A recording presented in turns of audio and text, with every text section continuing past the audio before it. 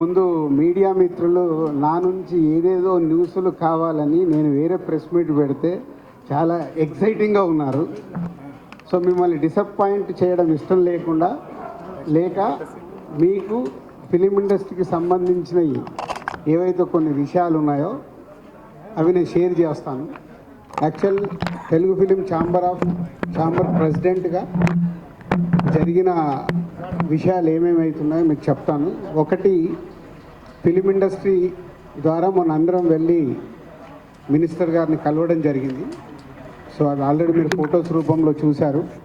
So minister గారు CM గారు appointment తీసుకొని తొందరలోనే film industry Telugu film chamber ద్వారా సీఎం గారిని, తెలంగాణ సీఎం రేవంత్ రెడ్డి గారిని కల్పించబోతున్నారు.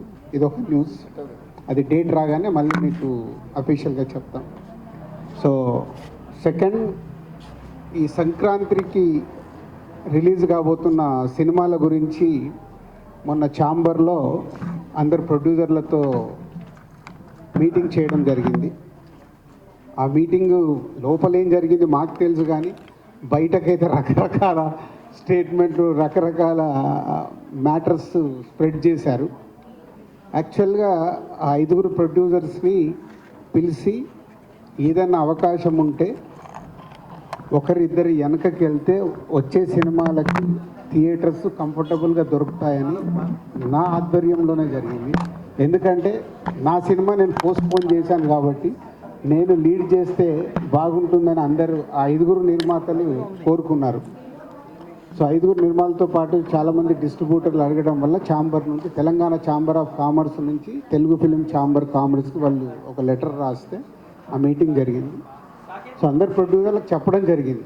దాంట్లో నుంచి రేపు ఎల్లుండి లోపల ఏదన్నా అవకాశం ఉంటే ఎవరైనా ప్రొడ్యూసర్స్ ముందుకొచ్చి ఒకవేళ షిఫ్ట్ అవుతాం అనుకుంటే వాళ్ళకి సోలో డేటు ఇప్పియాలని మేమందరం అనుకున్నది.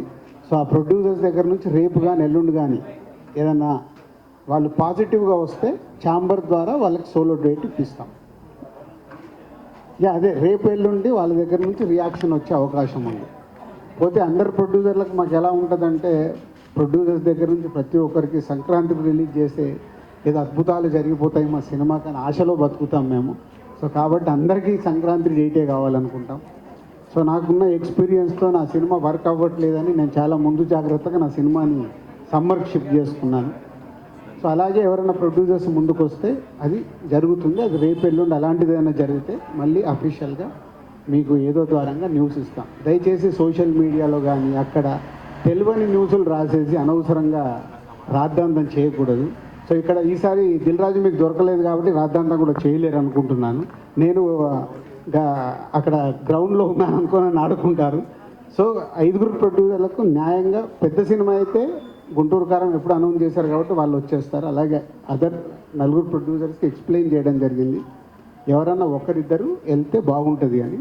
సో రిజల్ట్ చూద్దాం, రేపు ఎల్లుండి వచ్చేదాన్ని బట్టి దాని మీద వాళ్ళకి సోలో డేట్ ఇప్పించడానికి ప్రయత్నం చేస్తాం. సరే, 5 వస్తాయి. ఇప్పుడు అదే కదా నేను చెప్పింది, అందరికీ సంక్రాంతికే రిలీజ్ కావాలి. సో కాబట్టే అందరికీ కావాలి కాబట్టి వాళ్ళందరూ రావాలని అనుకుంటున్నారు. ఎవరైనా ఒక్కరు షిఫ్ట్ అయినా వాళ్ళకి సోలో డేట్ దొరుకుతుంది నెక్స్ట్.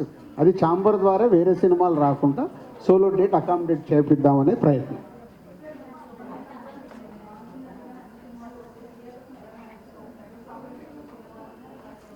అంటే ఇప్పుడు నువ్వు సంక్రాంతికి 5 సినిమాలు ఉంటాయి, ఏ సినిమాకు ముందు అడ్వాన్స్ టికెట్ బుక్ చేసుకుంటావు? న్యాచురల్గా అది మన లైఫ్లో ఉండేదే. ఇప్పుడు ఎగ్జైట్మెంట్ దేనికి ఉంటుంది దాని ప్రకారమే థియేటర్స్ ఓనర్స్ కూడా కోరుకుంటారు, వాళ్ళ థియేటర్లు ఫుల్ ఉండాలనుకుంటారు. అందరికీ న్యాయం జరుగుతుంది. పెద్దవాడికి పెద్ద రేంజ్లో జరుగుతుంది, చిన్నవాడికి చిన్న రేంజ్లో జరుగుతుంది.